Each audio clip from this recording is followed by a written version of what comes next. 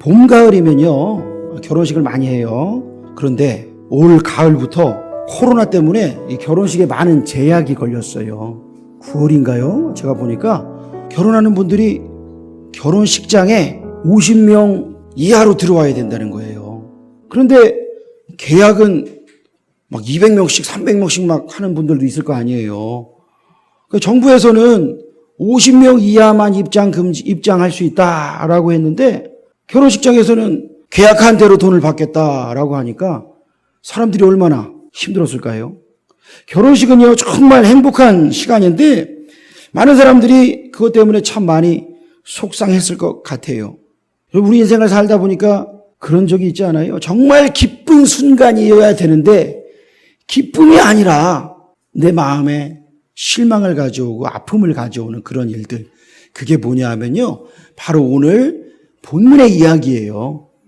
행복한 혼인잔치, 가나의 혼인잔치, 얼마나 행복해요. 그런데 포도주가 똑 떨어졌다 이거예요. 결혼식장 들어갈 때 앞으로 우리 인생은 행복만 있을 것이다, 여러분 그렇게 생각했잖아요. 어때요? 지금 행복만 있으세요? 어때요? 전도사님만 있어 보니까 나머지는 행복만 있을 줄 알았더니 살다 보니까 이거 내가 알던 그 인간이 아니네. 왜 이렇게 달라? 이렇게 마음에 안 들어? 그럴 때 많잖아요. 눈앞에 안 좋은 것이 자꾸 보이고 싸울 때가 많고 그렇잖아요. 여러분 왜 그럴까요? 포도주가 떨어진 거예요. 결혼식장에서 유대인들은 양고기를 먹고 하기 때문에 이 포도주를 즐겨 먹어요. 그리고 물이요 이 석회가 많아요. 그러니까 이 사람들의 포도주는 음료수예요. 여러분 교회에서 식사하는데 어느 날 포도주 딱 갖고 가고 드시면 안 돼요. 우리나라랑 달라요. 우리나라는 생수가 참 좋은 나라예요. 근데 유대는요 예수님도 이 포도주를 즐겨 드신 이유가 뭐냐? 물은 건강에 안 좋아. 그 나라에서 물은 건강에 별로 안 좋아요. 물이 걸러지지 않으면. 그러니까 포도주가 음료수였다는 거예요. 그런데 결혼식에 있어서 이 포도주는 절대 빼놓을 수 없는 기쁨의 상징과 같은 그런 거였어요. 포도주가 그래요.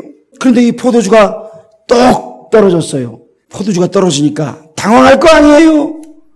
이거 어떡하지? 큰일 났네. 아니 이거 잔치는 계속돼야 되고 사람들은 몰려오고 음식은 계속 달라 그러고 포도주 달라 그러는데 어떡하지? 여러분 그렇잖아요. 우리 인생이 기쁨의 포도주를 뺏기는 순간이 찾아와요. 여러분 이거 인정하십니까? 가장 행복할 것 같은데 그때조차도 나에게서 기쁨의 포도주를 빼앗아가는 상황이 생기고 사람이 생기고 사건이 생기고요. 그런 순간이 찾아오더라고요.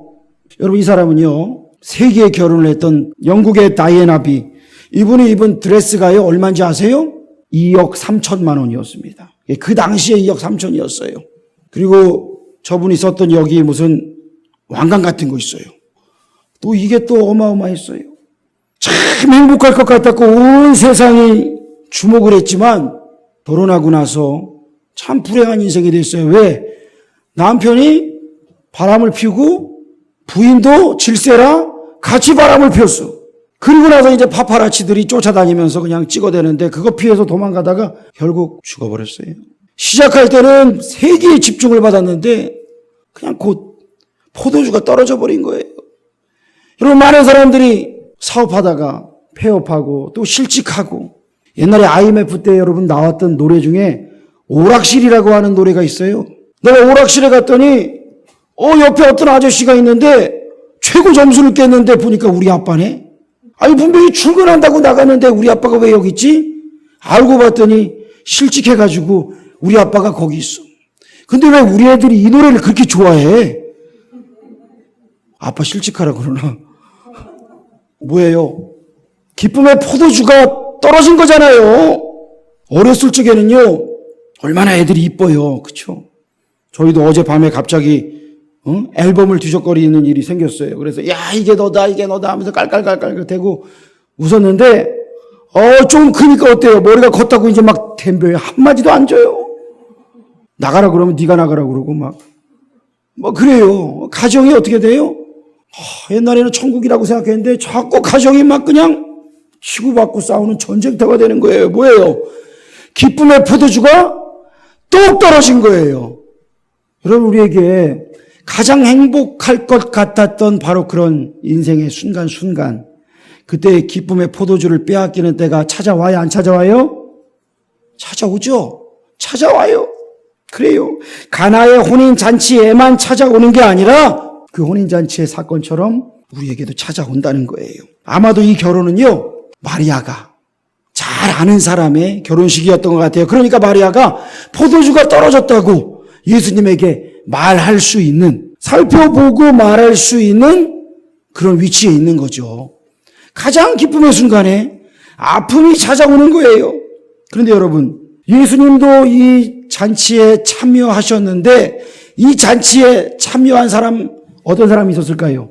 갈릴리 가나의 혼인잔치니까 동네 유지들이 참여했을 거예요. 돈 많은 사람도 있었을 거예요.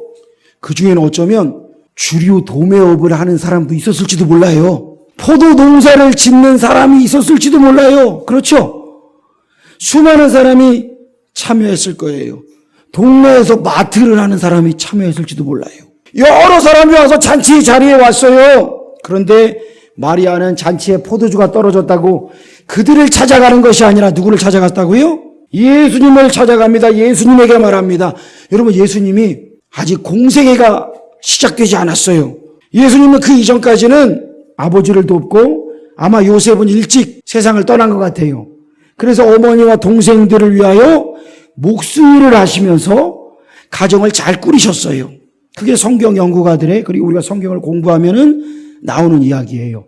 그런데 이제 바로 오늘 요한복음에서의 첫 번째 표적은 뭐냐 하면 예수 그리스도가 하나님의 아들이심을 나타내는 증거가 표적이에요. 그래서 기적과 달라요. 여러분, 우리가 이걸 기적이야 그렇게 말하는 게 얼마나 많아요.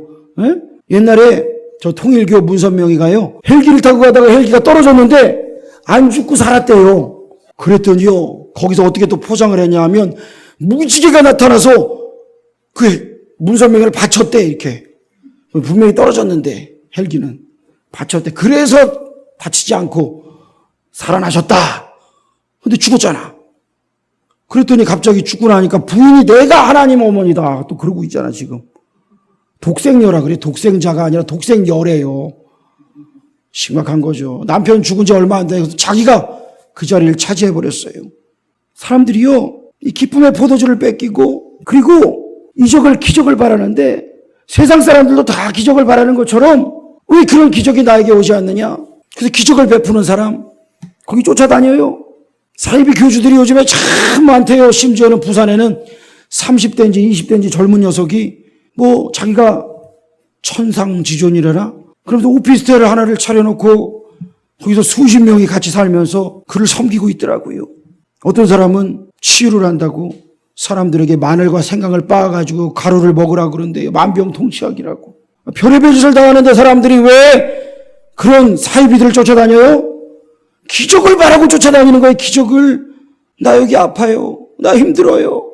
근데 예수님께서 우리에게 베푸시는 것은 뭐냐? 예수님이 하나님의 아들이심을 믿게 하시려는 증거, 그게 표적이에요. 단순하게 기적을 보여주시는 예수님은 마법사가 아니에요. 왜 이거를 보여주시느냐? 나를 믿으라는 거예요. 예수님을 믿으라는 거예요. 예수님을 믿어야 돼요. 엉뚱한 사람 쫓아다니지 말라는 거예요. 예수님을 믿고 예수님을 따르라는 거예요. 그래서 예수님께서는요, 이 표적을 보여주세요. 마리아는요, 다른 사람에게 가지 않았어요. 예수님은 그 이전까지는 기적을 베푼 적이 없어요. 근데 마리아가 믿었던 게 있어요. 그게 뭘까요? 예수님이 잉태하실 때 어떤 일이 있었어요? 천사가 나타나서 마리아여, 내 속에 잉태된 이는 성령으로 잉태된 것이다.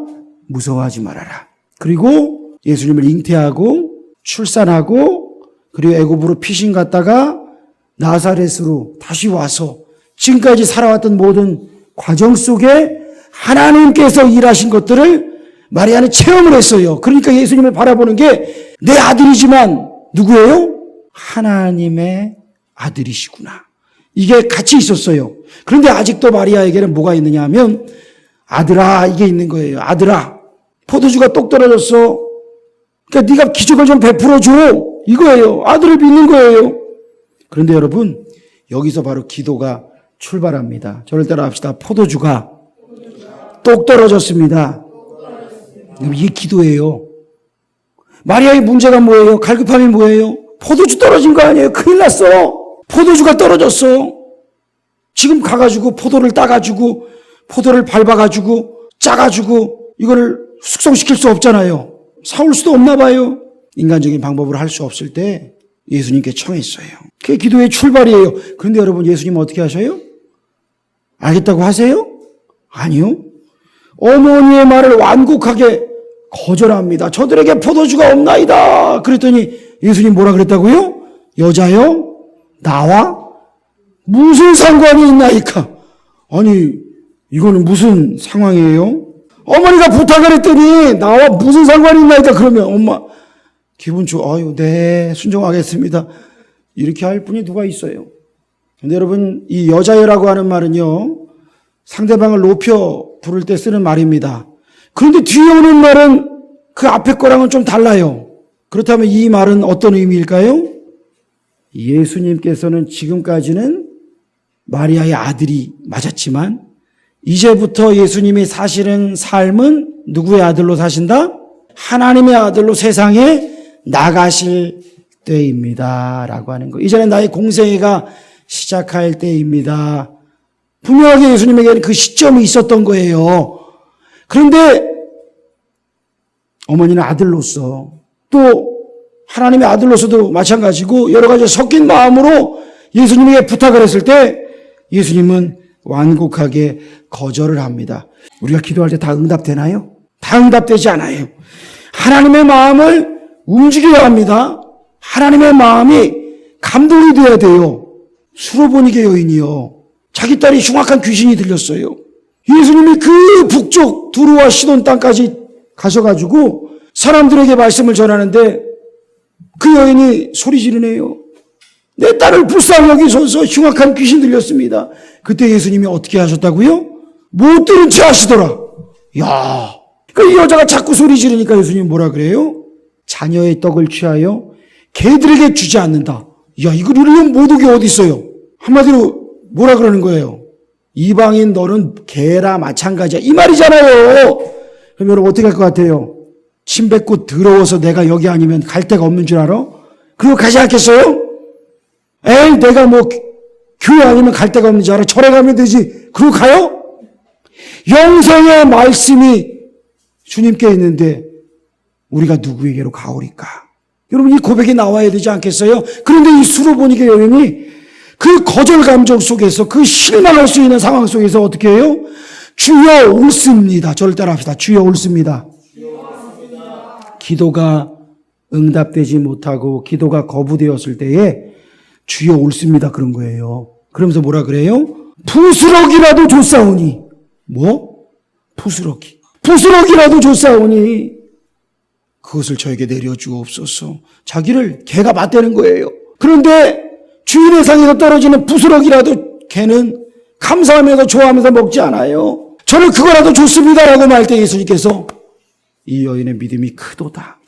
여러분 예수님이 왜 그 여인에게 그런 상황을 허락하시고 모욕하셨어요? 예수님이 무슨 가학성이세요? 이 여인의 믿음을 보여주고 싶은 거예요. 너희도 이렇게 기도해라라는 거예요. 너희 기도가 응답되지 않고 막혔을 때 에이 내가 뭐 여기 아니면 없어? 절에 간다. 예수 믿다가 절로 가는 사람도 있고 예수 믿다가 이단에 빠지는 사람이 있고 예수 믿다가 이상한 이슬람으로 가는 사람도 있더라고. 그게 뭐예요? 실망해서 그래요. 상처 입었다는 거예요. 그리고 안티가 되는 거예요. 여자와 나와 무슨 상관이 있나이까? 같은 거예요. 근데 예수님께서 수로보니게 여인의 딸을 고칠 때에 마음의 감동이 되시니까 고쳐주시네요. 지금도 여자와 나와 무슨 상관이 있나이까? 이 말은요, 여러분 잘 기억해야 돼요.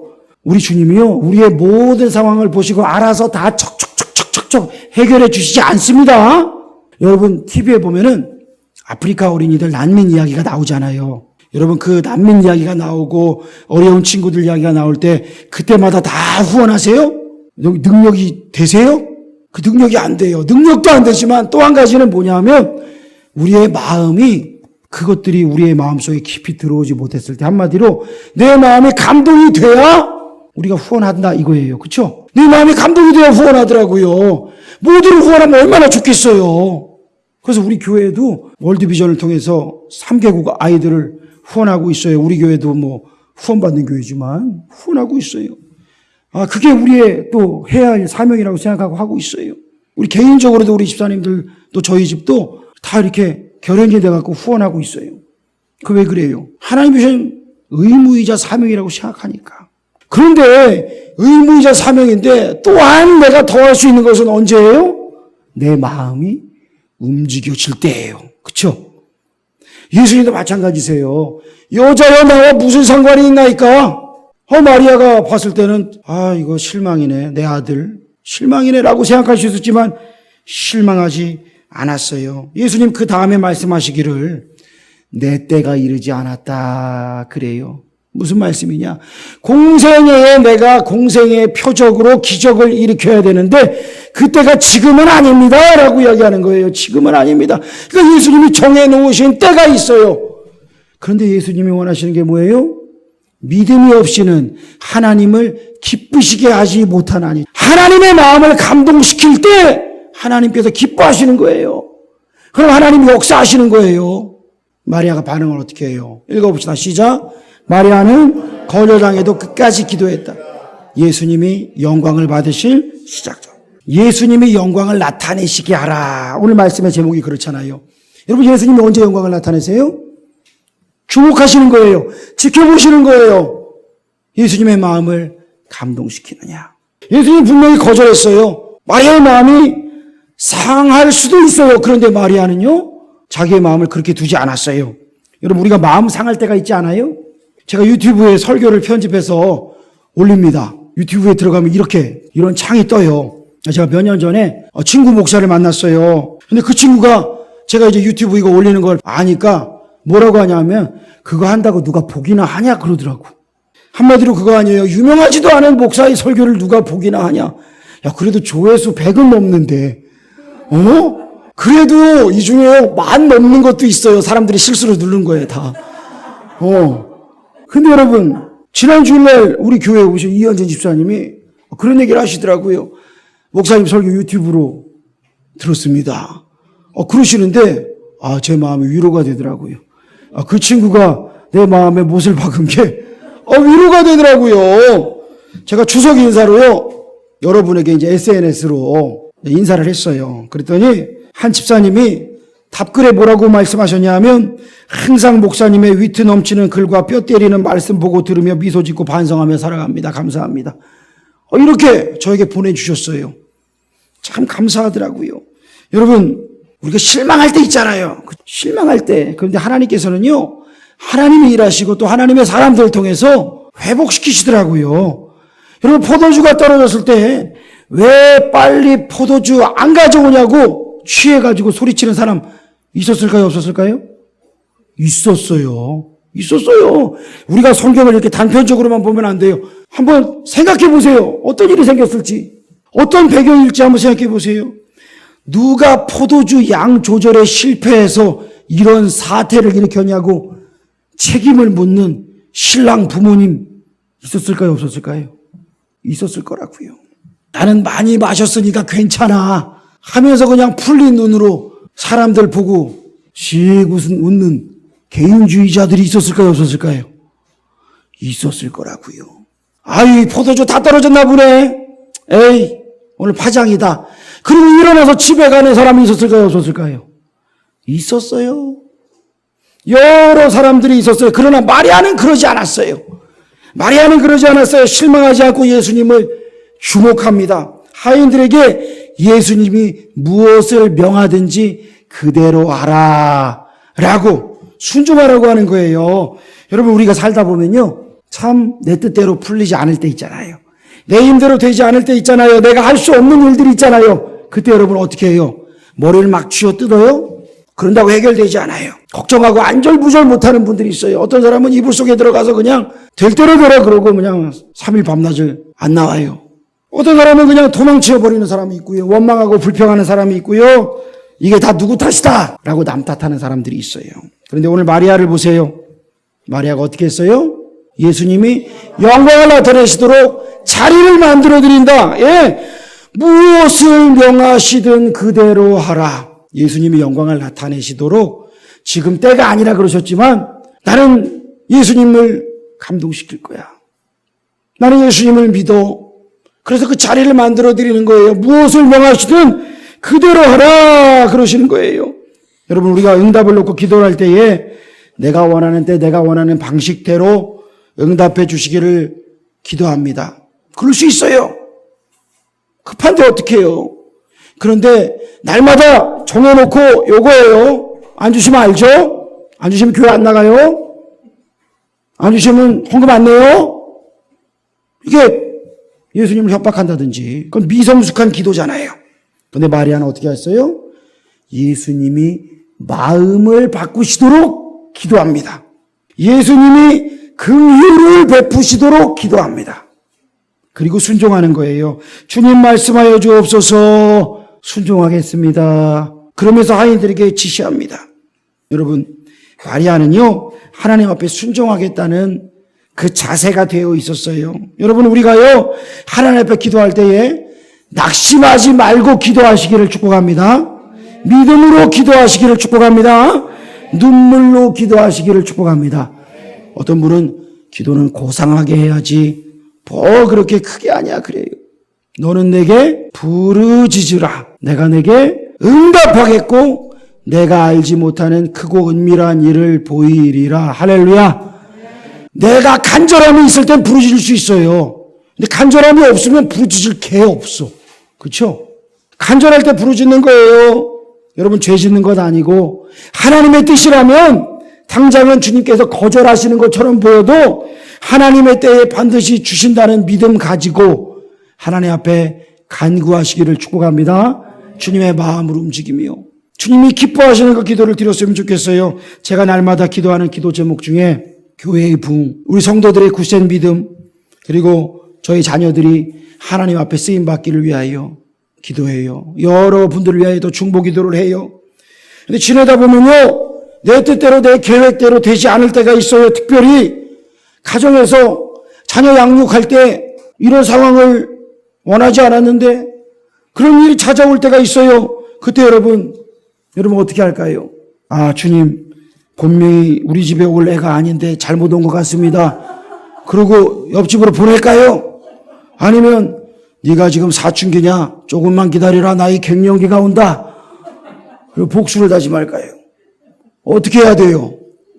여러분, 내가 원하지 않는 그 상황이 찾아올 때에 여러분 어떻게 하세요? 그거예요. 나의 기쁨의 포도주를 빼앗고 나의 기쁨의 포도주가 없어가지고 그냥 괴로워지는 바로 그때에 우리 주님께서 우리에게 원하시는 게 뭐예요? 끝까지 기도해라. 하나님을 믿고 기도해라. 변화되어 기도하라. 그거 아니에요? 제가 전에 있던 중등부 예배를 한 번씩 이렇게 가보면은 중등부 아이들이 예배 드릴 때 전부 엎어져 있어요. 이렇게. 옛날에 겨울에 가봤더니 노스페이스 잠바를 뒤집어 쓰고 전부 다 검은 잠바를 뒤집어 쓰고 이렇게 엎드려 있는데 저는 다 들소인 줄 알았어요. 들소들 보면은 왜 그 거센 바람이 몰아칠 때 자기들끼리 이렇게 뭉쳐가지고 이렇게 막 모여 있거든요. 근데 오늘 여기 버팔로들이 많네. 제가 그랬어요.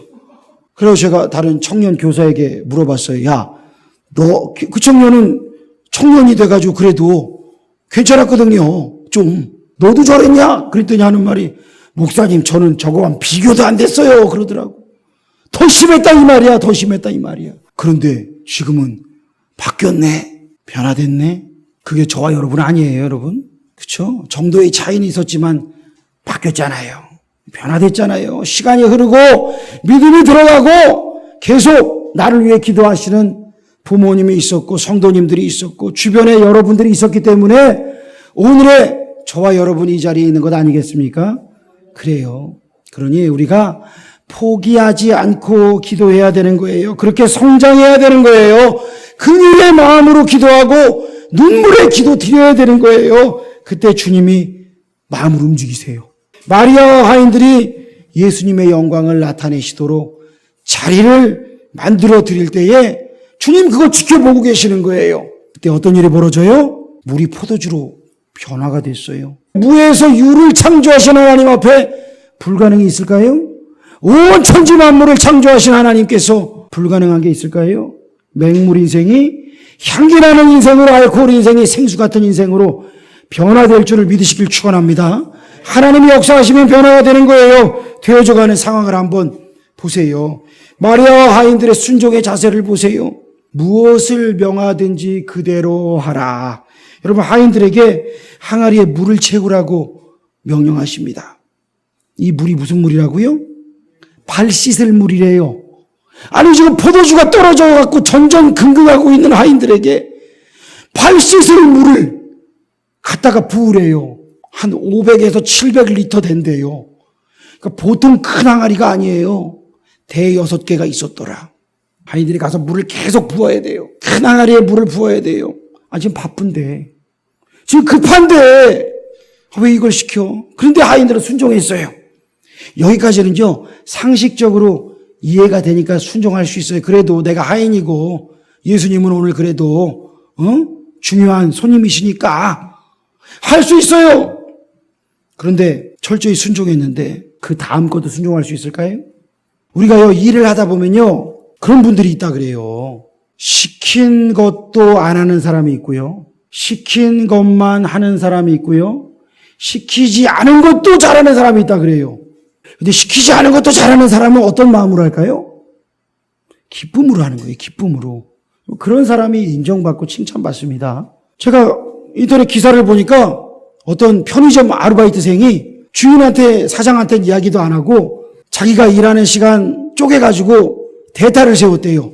그러니까 내가 몇 시까지 하고 그 다음은 너가 해라 라고 하고 주인한테는 얘기도 안 하고 대타를 세우고 집에 갔는데 열쇠를 안 주고 갔대요. 그러니까 대타는 자기 끝날 시간 딱 되니까 어떻게 해요? 가게 정리하고 뭐 그 사람한테 요청을 했는지 모르겠어요. 정리하고 뭐 그런 거 전혀 하지 않고 문도 열어놓고 집으로 갔다는 거예요. 근데 놀라운 건 뭐냐 하면 주인이 다음날 와봤더니 그런 상황이 벌어져 있는데 문이 열려져 있고 근데 카운터에 돈이 올려져 있는데 CCTV를 봤더니 새벽에 한 손님이 왔는데 아무리 찾아도 직원이 없으니까 이 바코드 찍는 기계로 물건에다 딱 찍어가지고 돈 나오는 걸 보고 돈을 올려놓고 간 거예요. 야, 손님은 참 대단한데 알바생은 바로 잘렸겠죠? 바로 잘렸을 거예요. 우리 주님께서 원하시는 주님의 자녀가 누구일까요? 주님의 제자가 누구일까요? 즐겨 순종하는 사람 아니에요. 그런데 우리는요, 이해될 때만 순종하잖아요. 이해 안 되는 건 순종 못 하겠는데요? 그러잖아요. 그런데 하나님의 말씀이 말하는데 하나님의 말씀이 나에게 명령하실 때에 내가 이해되지 않을 때에 이 하인들이 뭐예요? 가서 연회장에게 갖다 주어라. 그 물을 떠서 갖다 주어라. 아니, 발 씻는 물을 떠가지고 연회장에 갖다 줘요? 또 오늘 우리 애들 발 씻고 그 물 아빠한테 먹으라고 갖다 줄지도 몰라. 이상하게 적용하면 안 돼. 그 물을 갖다 주어라. 이거 이해돼야 안 돼요? 아, 이거 이해 안 되네. 근데 순종하는 거예요. 여러분, 여기에서 하나님의 역사는 일어나요. 하나님의 말씀이에요. 하나님의 역사는 이때 일어나는 거예요. 이번 추석 때 나훈아 콘서트를 했다 그래요. 저는 못 봤어요. KBS에서 방송을 했다고 하는데 사실 저는 나훈아 노래를 아는 게 제목만 알지 잘 몰라요. 그런데 많은 분들이 좋아한다잖아요. 이 나훈아 씨가요, 요 근래에 10년 넘게 공식 활동을 하지 않았고 그러고 있다가 출연하게 된 결심이 이 코로나 시국에서 국민들을 위로해야겠다는 그 마음이 들었대요. 내가 지금 이 어려운 시기에 나가지 않으면 이건 나는 죄를 짓는 거다 이렇게 생각했다는 거예요. 그래서 나와서 노 개런티로 돈 안 받고 2시간 넘는 공연을 하고 KBS가 좋은 방송이 되도록 또 정치인들이 바른 정치하도록 그런 쓴소리 한번 또 했다 그러더라고요. 여러분, 이거 쉬운 일이 아니었을 거예요. 연예인이. 그런 일 하는 게 쉬운 일이 아니었을 거예요. 그런데 그는 용기 있게 나가요. 용기 있게 나왔어요. 여러분, 우리는 언제 그럼 순종해요? 언제 우리는 순종하고 우리는 언제 용기를 발휘해야 할까요? 나훈아 씨는 세상 돌아가는 걸 보고 지금 내가 일할 때구나 그러고 나가는데 여러분 언제 순종하세요? 우리 가정에서 가정 예배를 드립니다. 가정 예배를 드릴 때 헌금을 드리잖아요. 우리 집에 아들이 하나가 있어요. 근데 저번에 엄마한테 5만 원짜리를 갖고 와가지고 거슬러 달라 그랬대요. 헌금하게. 그랬더니 엄마가 10,000원짜리 4장이랑 5,000원짜리 2장 주면 돼 그랬대요. 그러니까 5,000원 헌금하라 이 얘기죠. 그랬더니 아들이 10,000원짜리 5장을 달라 그랬다는 거예요. 그리고 헌금을 10,000원을 했어요. 그리고 그 다음부터 계속 가정예배 헌금을 10,000원씩 하고 있어요. 제가 그걸 보면서 야, 큰 손이네. 큰 헌신을 하는구나. 제 마음이 되게 기뻤어요. 여러분 1,000원 할 수 있잖아요. 1,000원 한다고 제가 뭐라고 안 하거든요. 돈이 없으니까. 그런데 10,000원을 하니까 제 마음이 기쁜 거예요. 하나님도 기뻐하시겠다. 그래서 제가요 명목을 만들어서 이번에 반에서 학급 위원이 됐대요. 그래가지고 제가 그날 그냥 지나가는 말로 축하해 그랬는데 생각해보니까 말로만 때운 것 같아.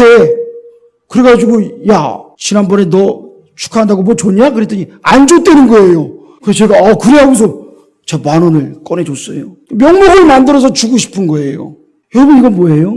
순종하기 힘들 때 하나님 앞에 순종하면 하나님이 기뻐하십니다. 하나님이 감동하시는 거예요.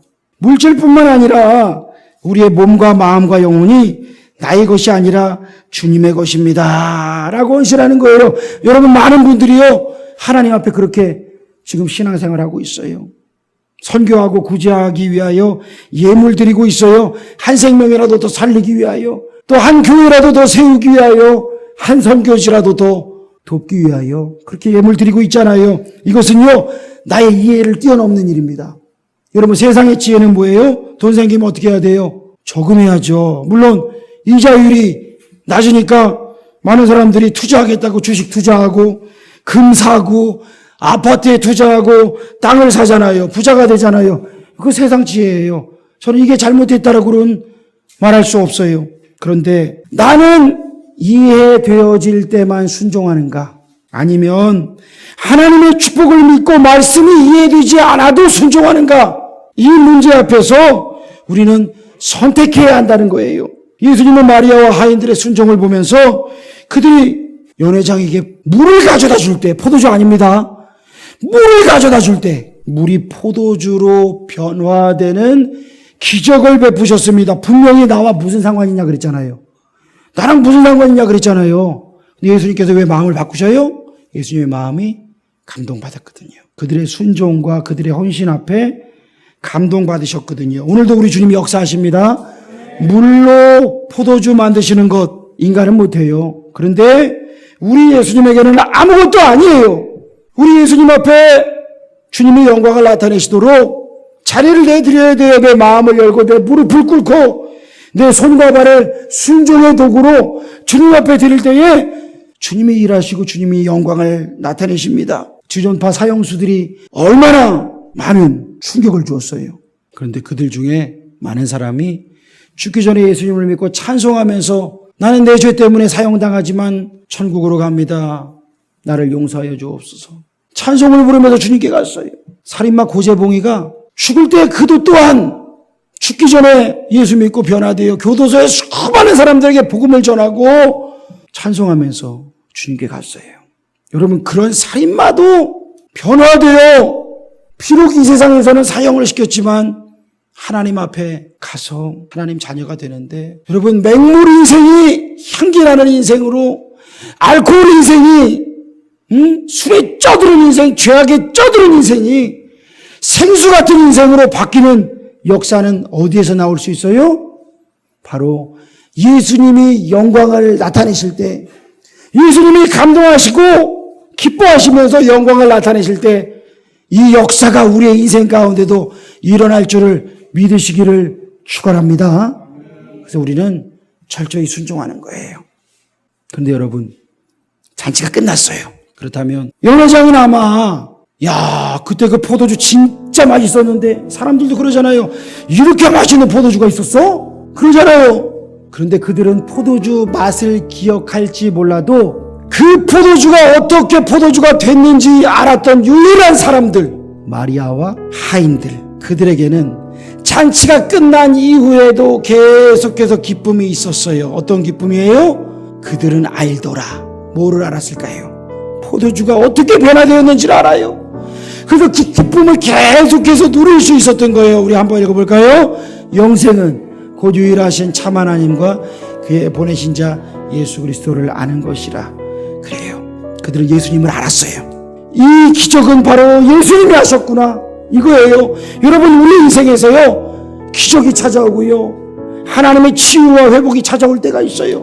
근데 어떤 사람은 거기서 그냥 기적으로 끝내고 옛날의 과거의 경험으로 끝내지만, 어떤 사람은 그걸 통하여 예수님을 더 굳세게 믿게 되고 예수님과 더 친밀해지고 날마다 또 다른 주님의 역사가 일어나는, 예수님의 영광을 나타내시는 그러한 사람으로 살아가는 거예요. 저와 여러분이 바로 우리 주님을 기쁘시게 하며 순종하며 예수님의 영광을 나타내시도록 하는 그러한 삶이 되시기를 주의 이름으로 축복합니다.